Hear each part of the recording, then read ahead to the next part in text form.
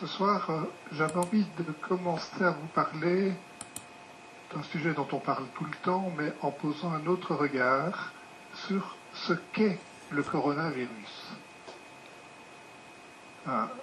Le coronavirus, c'est simplement un virus. Un virus, c'est quelque chose qui n'a aucune intention. C'est juste un peu d'ARN. En gros, disons que c'est une partie du génome des cellules, partie d'un noyau, qui est juste entouré d'une membrane. Et c'est incapable de bouger, c'est incapable de se reproduire, c'est incapable de la moindre intention. Et les scientifiques ne savent pas, ils se disputent pour savoir si c'est vivant, si ce n'est pas vivant, si ça existait avant le vivant ou si ça existait après, mais ce n'est pas mon propos d'aujourd'hui. Et donc, ce virus qui manifestement nous pose des problèmes, au fond, qu'est-ce qui se passe et comment est-ce qu'il peut nous poser des problèmes, puisqu'il ne semble pas avoir d'intention, c'est juste un morceau d'ARN qui ne bouge pas. Alors, comment est-ce qu'il rentre en nous? Il rentre en nous simplement par ces petites gouttelettes. Il est en suspension dans l'air, il vient sur les mains, on se gratte le nez, on met son doigt dans la bouche, et le virus est posé dans le corps. Jusque-là, pas de souci. Et puis, il va rentrer dans les voies respiratoires, mais il ne bouge pas. C'est juste les fluides de votre corps qui font qu'il rentre là. Et une fois qu'il est rentré dans le corps, au niveau des cellules, il y a des récepteurs. Un peu comme chez vous, il y a une boîte aux lettres et un panier pour le pain. Et ces récepteurs de la cellule, ils sont faits pour avoir des protéines, comme votre boîte aux lettres, elle est faite pour avoir le courrier du facteur. Mais certaines personnes peuvent mettre dans la boîte aux lettres d'autres choses. Par exemple, des pubs, même si vous ne les voulez pas. Eh bien, sur ce récepteur, pour les protéines de la cellule, il correspond à la taille du virus.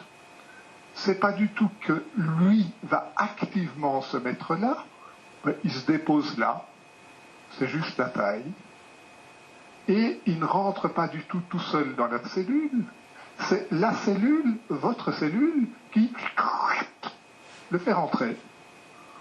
Hop, et il est dans la cellule. Il n'a toujours aucune mauvaise intention, et dans la cellule, sa membrane, elle se dissout, et l'ARN, il vient dans la cellule. Et en gros, il n'y a plus la cellule et le virus, il n'y a plus qu'un, c'est la cellule qui a le virus, comme quand vous avez mangé du chocolat, il n'y a plus le chocolat et vous, mais il y a vous qui a incorporé le chocolat. Et qu'est-ce qui se passe quand la cellule a incorporé cela, et l'ARN du virus fait partie de la cellule? Eh bien, la cellule, elle va reconnaître cet ARN et elle va se dire, tiens, je vais le multiplier. Et donc, la cellule, elle va multiplier cet ARN. C'est pas le virus qui se multiplie, c'est votre cellule qui multiplie le virus. Et une fois que ce virus est multiplié, la protéine fabriquée par l'ARN du virus refabrique une membrane. L'ARN est dans une membrane et la cellule expulse le virus. Jusque-là, pas de souci. Alors, on peut se dire qu'il y a quelqu'un qui a profité de l'autre. Il y a juste un processus qui s'est fait et il n'y a aucune intention là-dedans. Oui, mais alors pourquoi est-ce qu'on tombe malade? On tombe malade parce qu'il y a un système immunitaire. Le système immunitaire, c'est les flics du corps. Et les flics, ils reconnaissent le coronavirus et ils se disent « Toi, tu as une mauvaise gueule ». Et ils se rappellent qu'ils ont déjà rencontré un truc comme ça avant. Surtout les vieux. Les jeunes, ils sont vierges, ils reconnaissent le coronavirus, ils font des anticorps, ça l'élimine, il n'y a pas de souci. Ça, c'est les enfants. C'est pour ça que les enfants ne sont pas très malades avec le coronavirus. Mais les personnes âgées, elles ont déjà rencontré des tas de virus, et quand elles rencontrent celui-là, elles disent « ça ressemble à un vieux truc ». Alors, elles fabrique des cytokines, c'est les lymphocytes, c'est les flics du corps qui fabriquent ça, et ils bombardent le virus. Sauf que ça ne marche pas. Alors qu'est-ce qu'il fait le système immunitaire? Il s'emballe. Et il fabrique un paquet de cytokines, disant ça y est, là je vais le virer. Mais les cytokines, elles ne sont pas toxiques pour le virus, elles sont toxiques pour le tissu pulmonaire.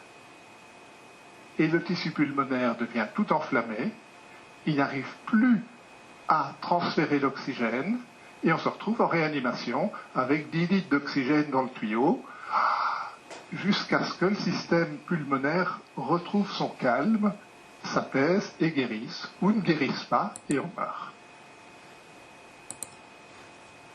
Voilà, de façon très restreinte, et bon, scientifiquement, c'est un peu succinct, tout ça.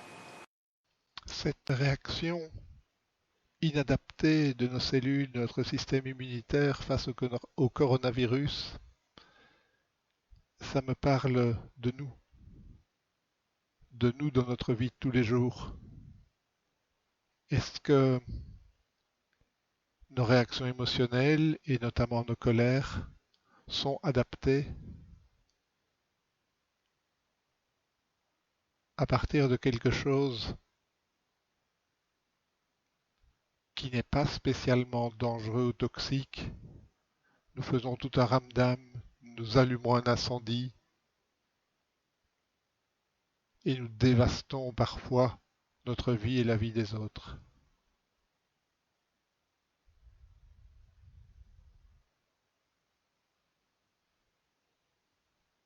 C'est comme si nous étions totalement ignorants des conséquences de nos réactions. Et pourtant, nous cherchons à être heureux. Nous cherchons tous à être heureux. Mais nous sommes en pilotage automatique, en hyper-réaction, et ces hyper-réactions, elles sont en relation avec notre histoire, avec ce que nous avons vécu. Comme le système immunitaire a une mémoire, et sa mémoire l'entraîne à une réaction inadaptée.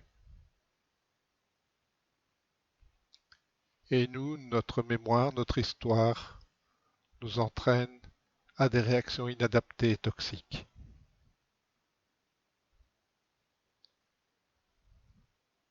Et quelle est la solution à cela? La seule solution que je connaisse, c'est d'allumer la lumière de l'attention.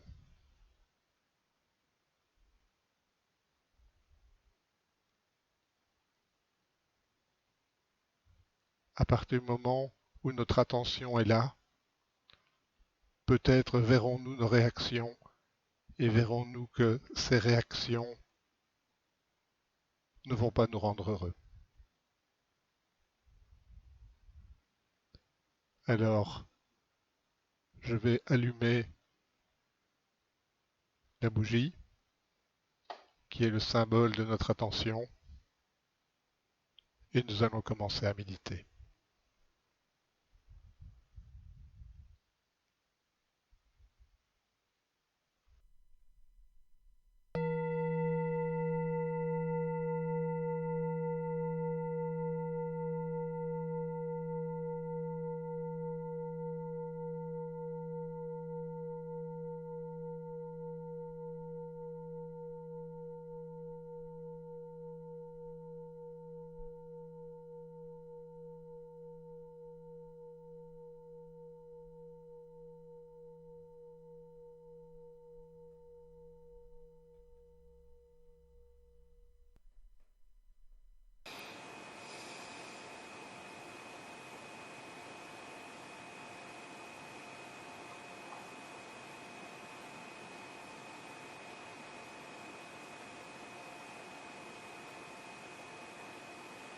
Juste vous arrêtez.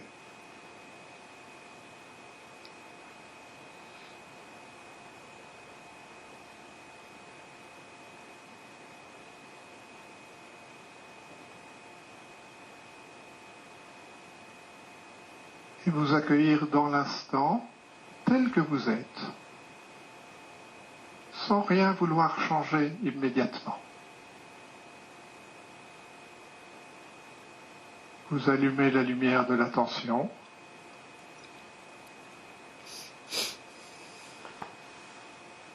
et vous êtes présent à ce qui est là. Vous et le monde.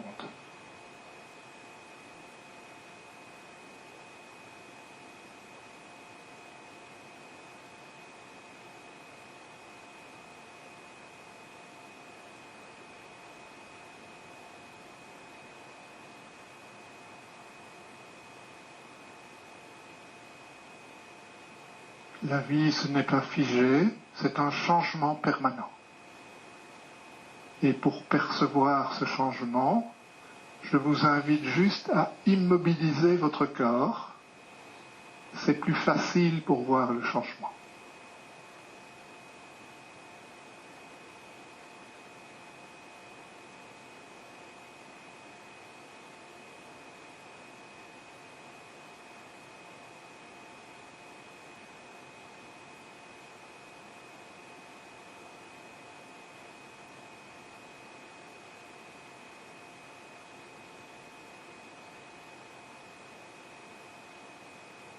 Et vous pouvez, dans un premier temps, juste poser votre attention sur le fait que vous respirez, que vous avez un corps qui respire et qui vous donne des sensations qui vous permettent de savoir que vous respirez.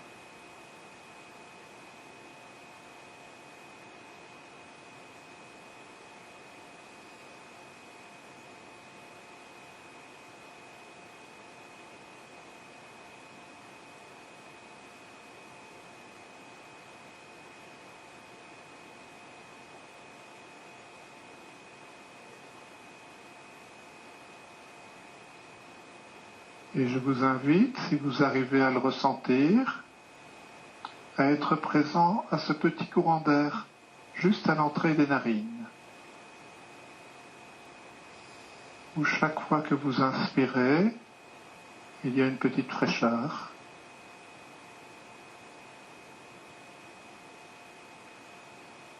Qui n'est pas de la même température que quand vous expirez. L'air frais rentre et l'air plus chaud sort. Ouais, vous pouvez poser l'attention ailleurs, mais je vous invite aujourd'hui à poser l'attention là-bas.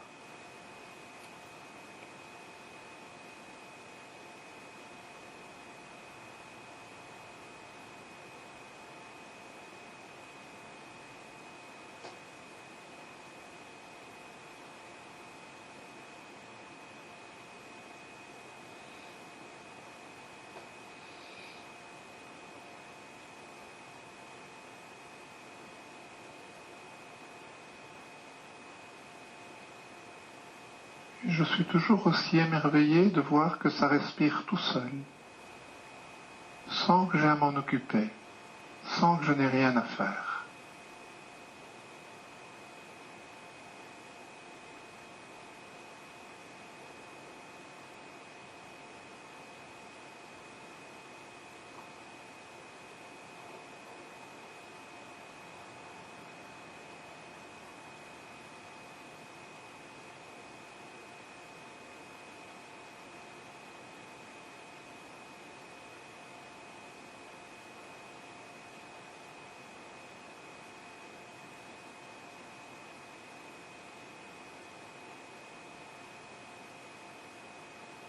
J'ai l'incroyable capacité d'être conscient et présent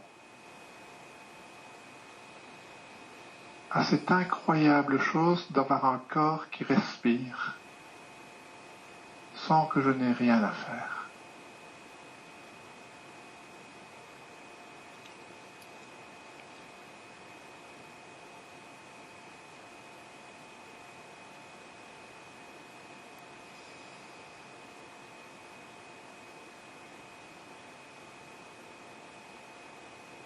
Et vous pouvez vous détendre et lâcher vos peurs, vos craintes. ça respire.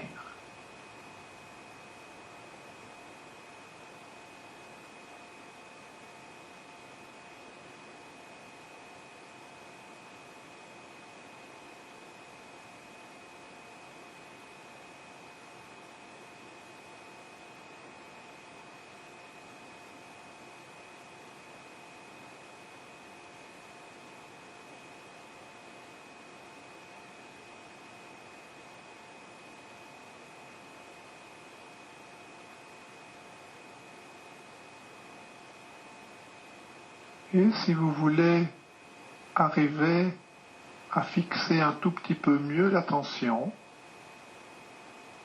vous pouvez employer un petit moyen qui est juste de compter vos respirations. Vous inspirez, vous expirez et vous comptez 1. Inspire, expire, et vous comptez 2. Et vous êtes vraiment présent à toutes les sensations que cela entraîne dans votre corps. Inspire, expire, et vous gardez l'attention dessus, et vous comptez. Et quand vous avez perdu le fil du compte, vous reprenez à 1 et vous allez comme cela jusqu'à 21 et à 21 vous revenez à 1.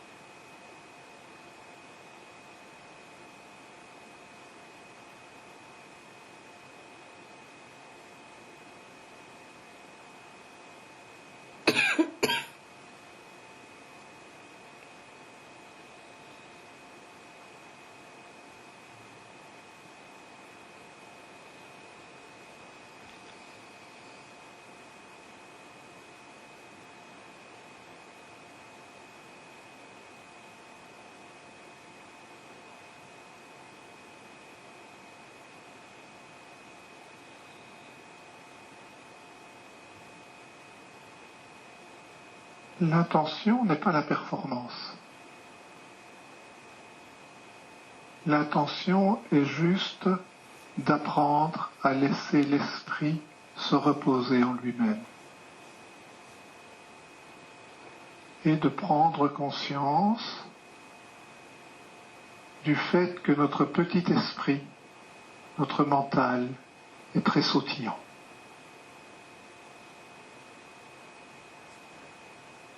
Et de voir que parfois, avant d'arriver à deux, l'esprit est déjà parti. Il n'y a pas de mal à ça. Ce qui est très profitable, c'est que vous appreniez à voir qu'il est parti.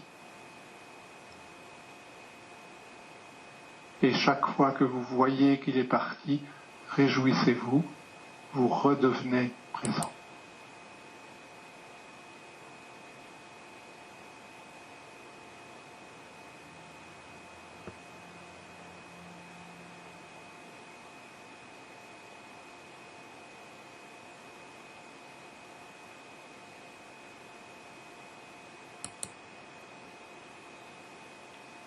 Ça n'a l'air rien du tout d'arriver à rester juste présent à 21 cycles respiratoires.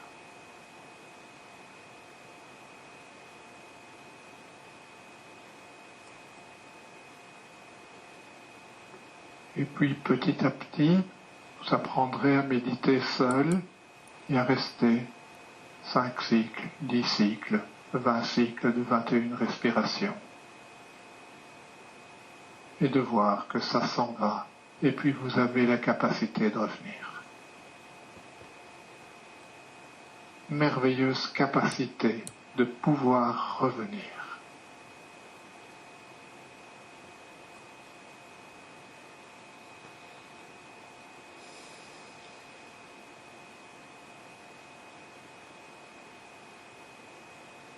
Si vous n'êtes pas capable de ce petit exercice, pensez-vous que vous serez capable d'être conscient de la conséquence d'actes un tout petit peu plus complexes?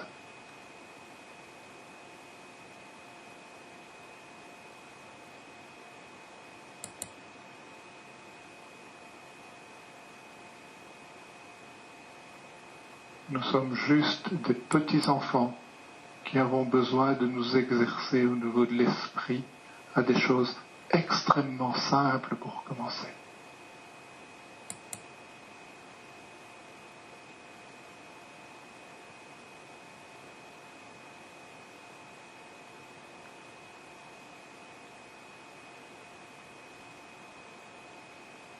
Le Shamarpa, un grand maître tibétain, disait « Vous commencerez à avoir un esprit un peu stable quand vous pourrez compter 21 000 respirations. »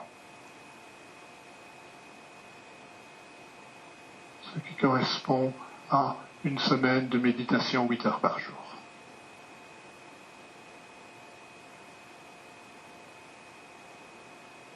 Il est très peu probable que dans cette vie-ci j'arrive à cela. Donc je vais devoir faire avec un esprit qui est instable. Je vais m'exercer.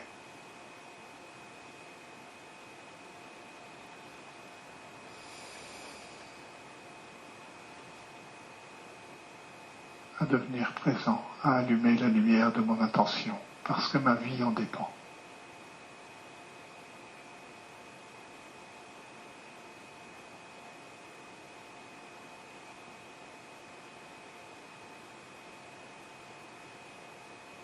Et petit à petit, en faisant cela, je vais me donner de l'espace.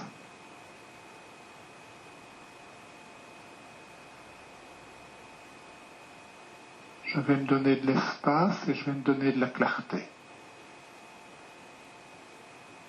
La confusion de mon esprit va décanter petit à petit.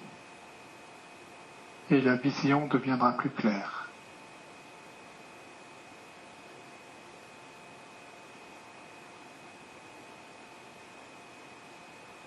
Quand il y a du brouillard, on n'a pas beaucoup d'espace.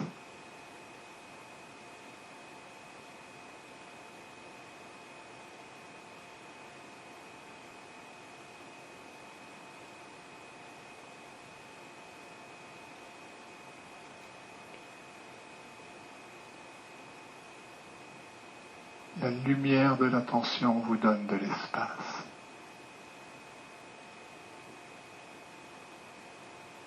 Posez-vous, détendez-vous. L'espace est là, vous n'avez pas à le créer. Juste laissez se dissoudre la confusion qui vous empêche de le voir. Cette confusion qui vous fait parfois hyper réagir.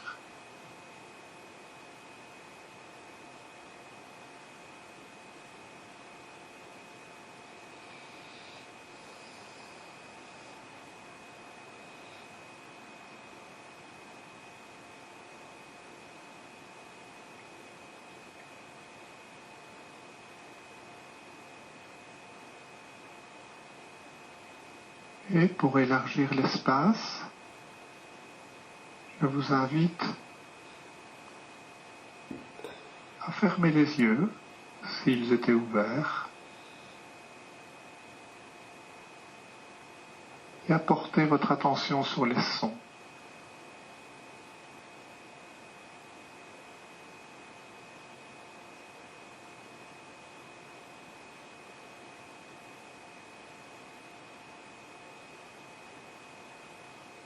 Autour de nous, il y a toujours des sons.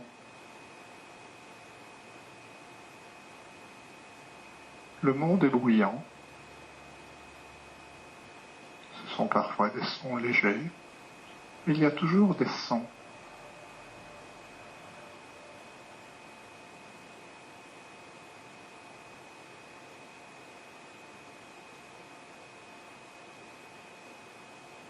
Ne fût-ce que le son de votre respiration.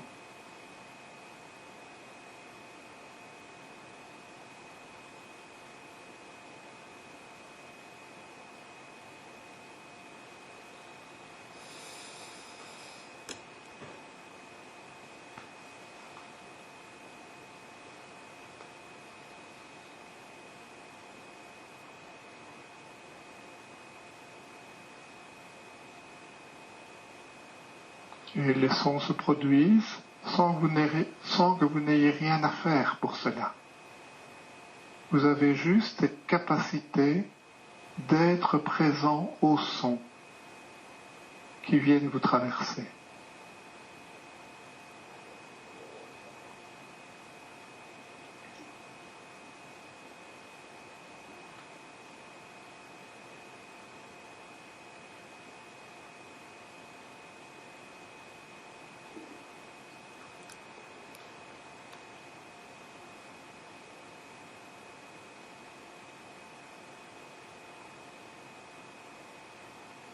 Je vais faire sonner le bol et vous allez vous laisser traverser par le son du bol.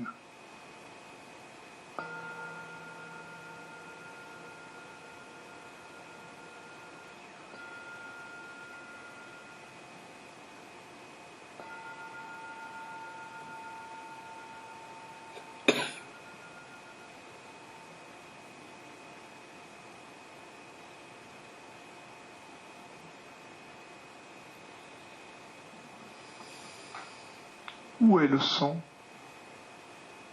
Dans le bol? Dans l'ordinateur?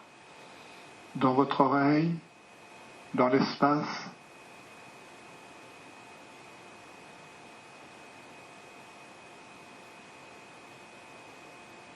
Le son ne fait-il pas simplement que vous traversez?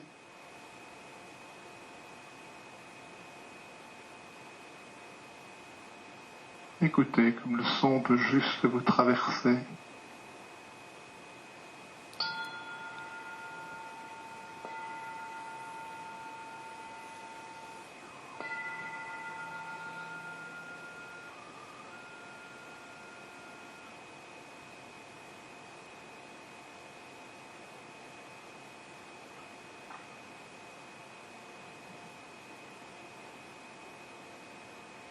Il apparaît, puis disparaît.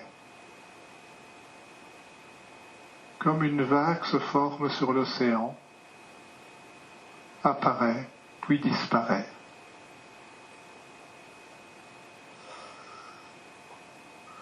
Comme ma voix qui fait des vagues.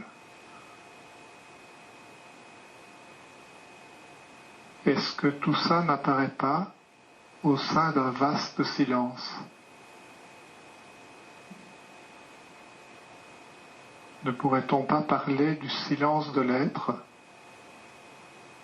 Un vaste océan de silence.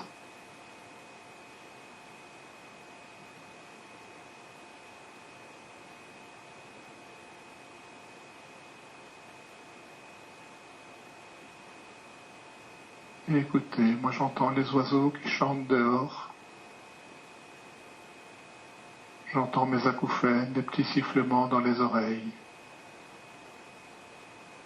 Petits sifflements du micro.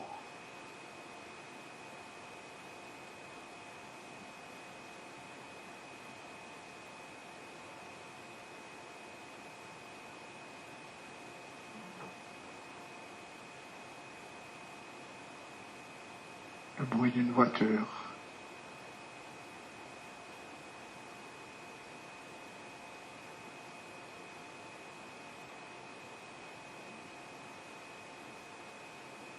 Les vagues ne laissent pas de traces sur l'océan.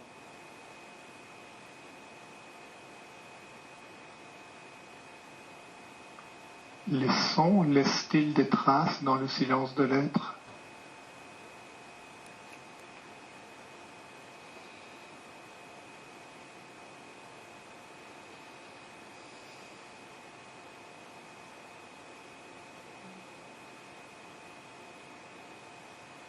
Ce silence n'est-il pas largement ouvert?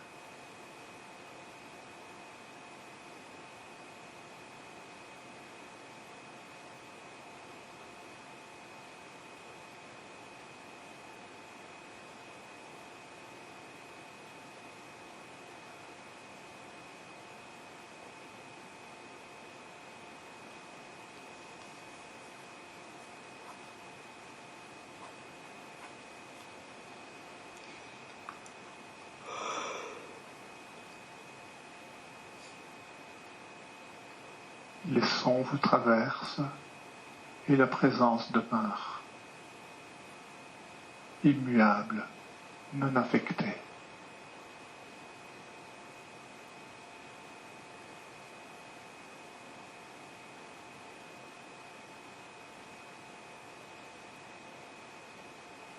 Détendez-vous, relâchez-vous, vous n'avez rien à faire pour cela.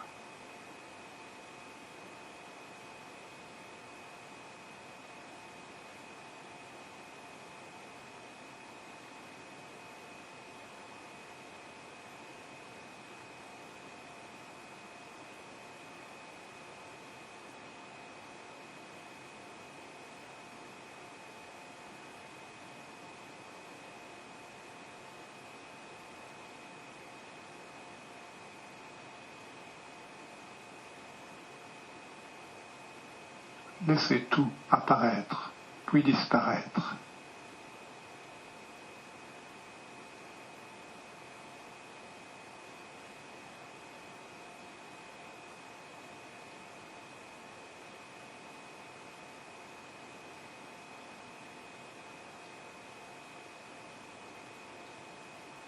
Tout ne fait qu'apparaître, puis disparaître. Et laissez l'esprit demeurer en lui-même. Immuable présence.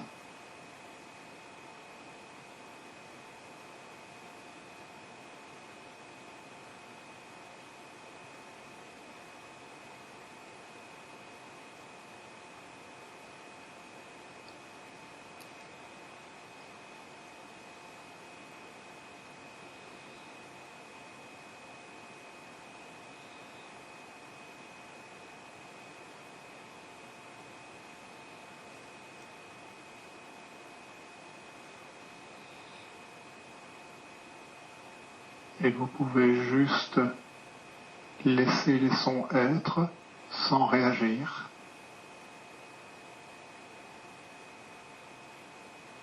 Mais certains sons prononcés par certaines personnes vont être interprétés par votre mental et vont vous faire réagir. ce ne sont que des sons, des vagues qui arrivent dans l'océan de silence.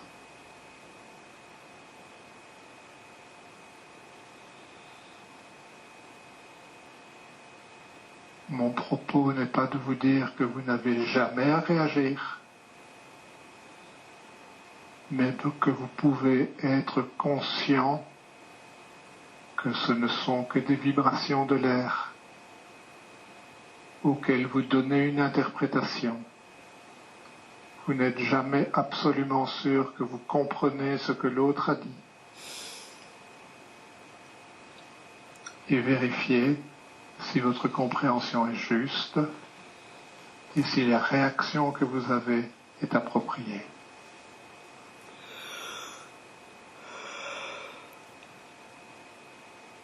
Respirez, détendez-vous.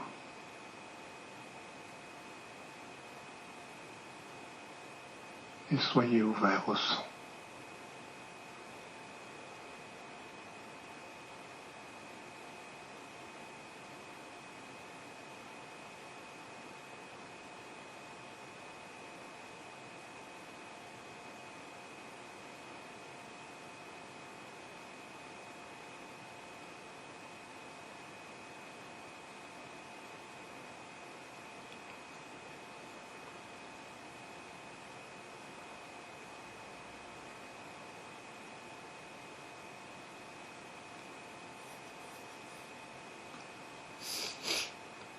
Au sein de cette présence silencieuse apparaissent aussi des pensées.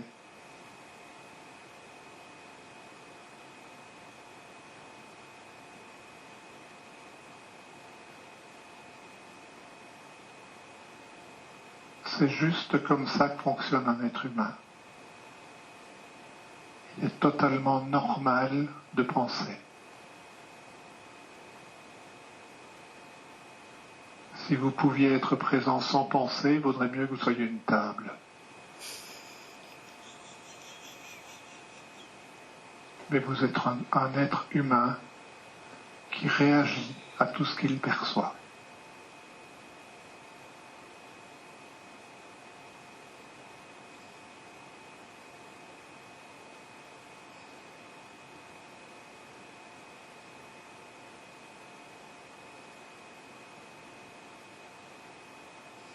Pouvez-vous juste reconnaître une pensée juste au moment où elle s'élève, comme vous entendez un son juste au moment où il s'élève?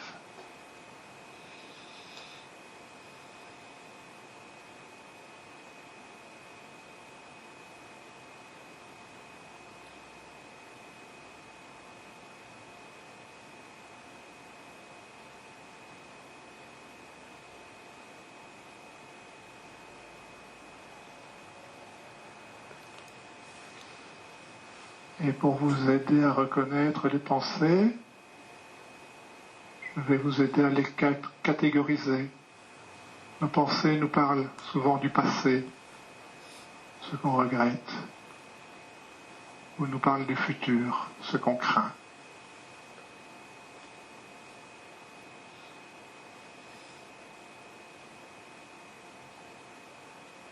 Ce qu'on espère, ce qu'on désire.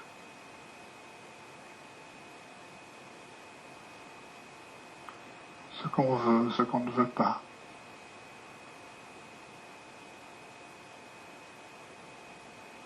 La caractéristique de l'être humain, c'est je veux pas.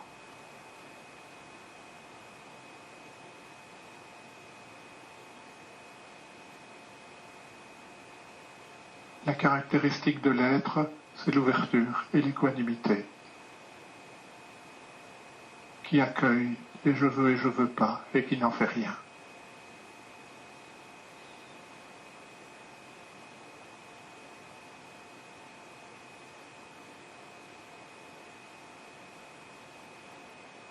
Et tant que nous sommes identifiés à ce corps mental, nous sommes pris dans ce je veux pas.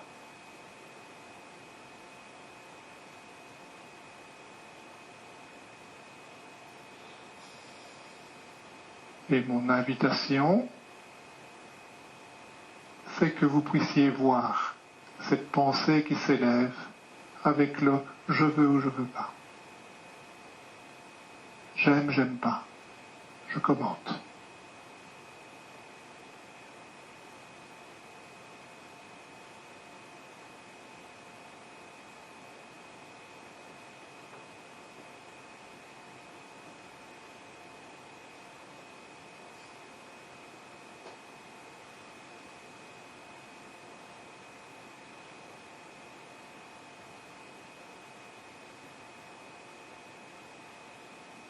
Cela peut concerner vous-même, tous les jugements sur vous-même, je m'aime ou je m'aime pas, et ça peut concerner les autres, les choses, ou même Dieu qui n'aurait quand même pas dû.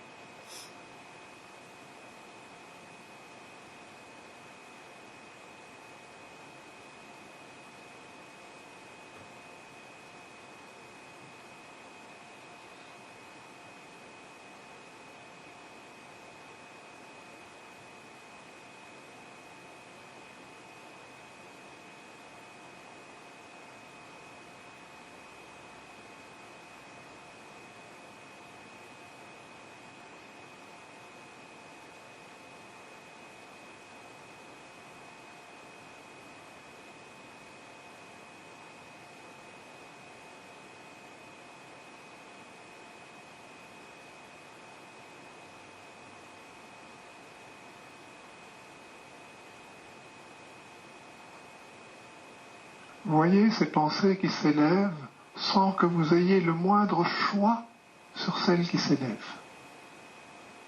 Comme vous n'avez aucun choix sur les sons que vous entendez, vous n'avez pas le choix de respirer. Et les pensées, elles s'élèvent. Et celles qui s'élèvent sont celles que vous avez cultivées avant.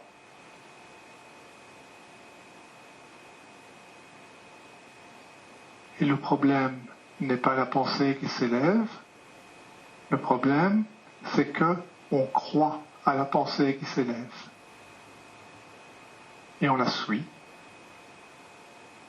Et il n'y a pas d'action qui au départ n'est pas basée sur une pensée. Et si vous avez commencé à croire une pensée dont le contenu n'est pas juste, quelle sera votre action ?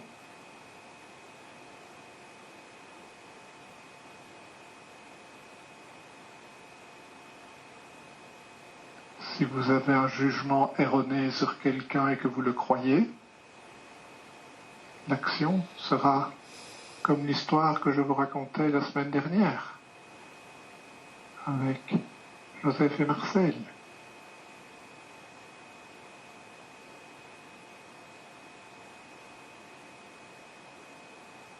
Si le jugement vous concerne et est erroné, votre action risque de ne pas être juste.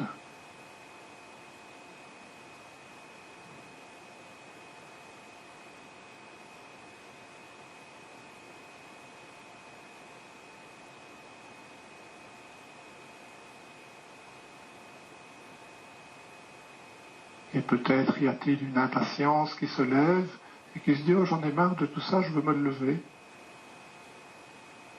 Qu'est-ce qui est le plus important pour vous ?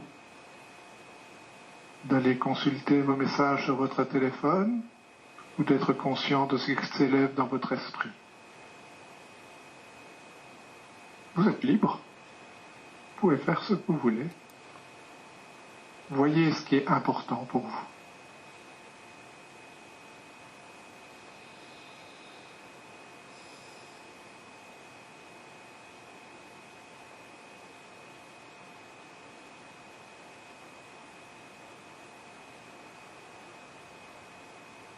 Mais voyez aussi vos limites et qu'à certains moments vous ne pouvez plus.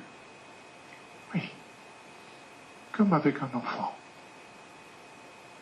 Oh mon chéri, là maintenant tu arrêtes ton devoir, tu peux plus. Avec nous c'est pareil. Ça fait déjà 50 minutes qu'on médite et pour certains c'est long, pour d'autres c'est court.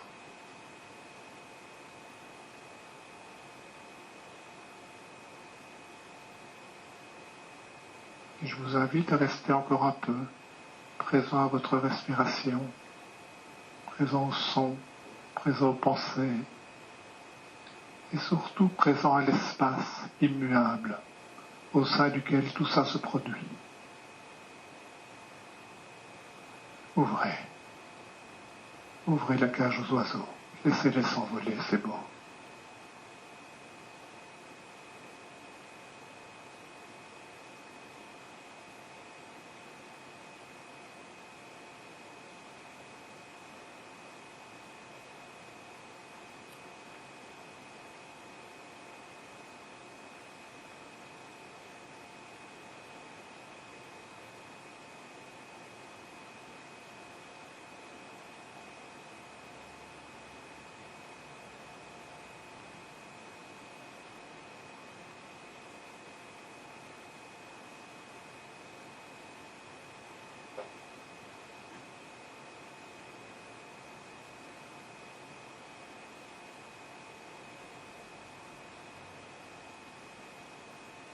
Et si vous avez un tout petit peu de mal à voir cet espace, je vous invite à mettre vos deux mains sur les yeux, comme je fais, et à mettre vos pouces sur les tempes.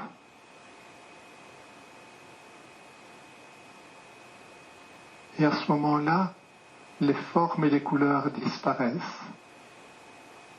Vous êtes juste espace pour les sons, espace pour vos pensées. Et tout doucement, quand vous serez prêt, vous ouvrez les yeux et vous écartez très doucement les mains pour créer juste un tout petit espace.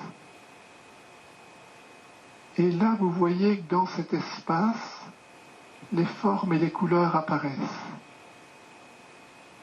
Et vous voyez que cet espace, vous pouvez tout doucement l'agrandir. Et voir que l'espace que vous êtes ici se remplit de formes et de couleurs. Il y avait des sons, des pensées. Il y a des sons, des pensées, des formes et des couleurs. Et petit à petit, vous ouvrez, et je vous invite à aller chercher où sont les limites de cet espace. Et voyez jusqu'où vous pouvez écarter les mains pour trouver les limites de cet espace. Est-ce que réellement cet espace ici a une limite?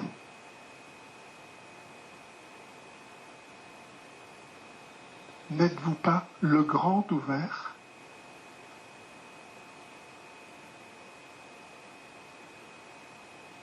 Regardez, osez explorer.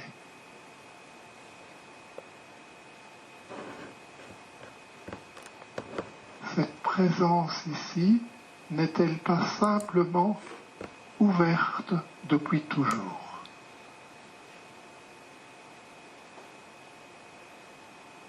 Très vastement.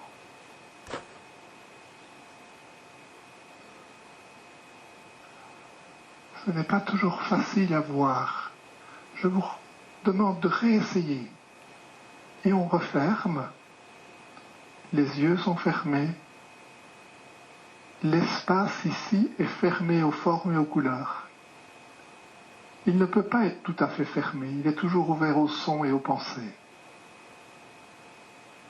Et, tout doucement, vous laissez juste rentrer un petit ray de lumière. Et l'espace est réduit, rétréci. Et artificiellement, vous agrandissez l'espace.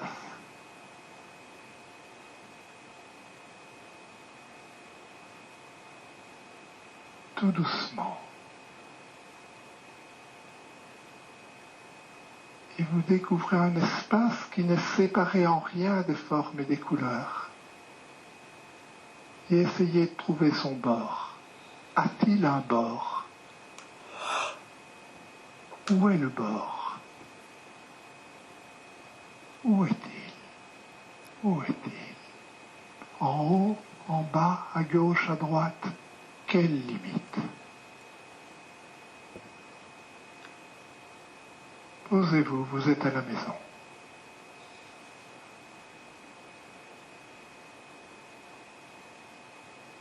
L'espace de l'être est toujours là avec vous. Mais parfois, vous l'oubliez et on se rétrécit et on devient juste un petit être humain perdu dans le monde qui a peur. Et quand on a peur, on hyper réagit.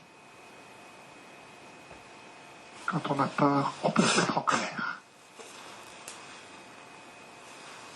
Ouvrez, ouvrez, ouvrez.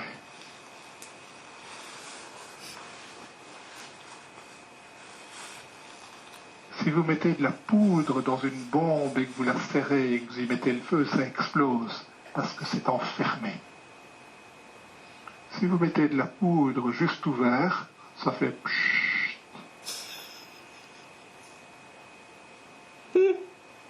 Apprenez dans votre vie à faire plutôt pshhh que boum.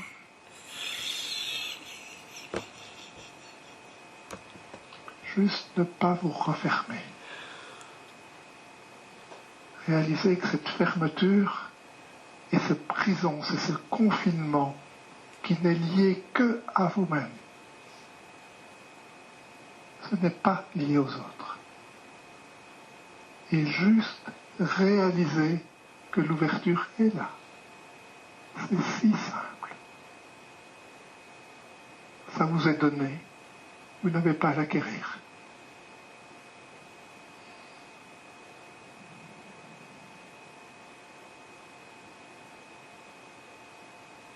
Et vous ne pouvez pas le perdre parce que c'est ce que vous êtes.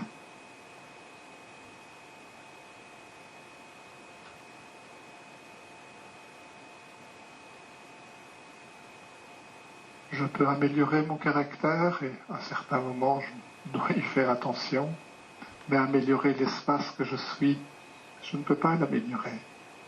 Il n'y a rien à améliorer. C'est juste une pure présence. Et je suspecte qu'il en est de même pour chacun de vous. Mais vérifiez. Il n'y a que vous qui sachiez.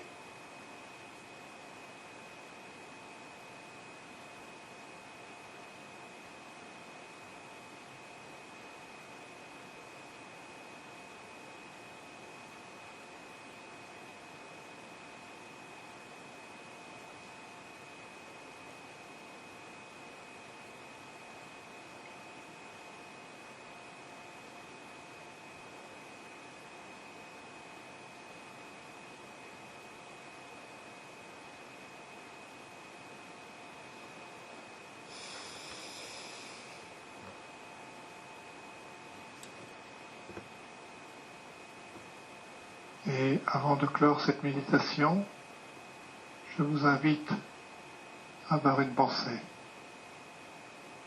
pour tous les êtres qui souffrent, qui sont confinés dans leur esprit, qui explosent régulièrement. Que les bienfaits de cette méditation ne profitent pas qu'à vous, mais puissent profiter à l'ensemble des êtres,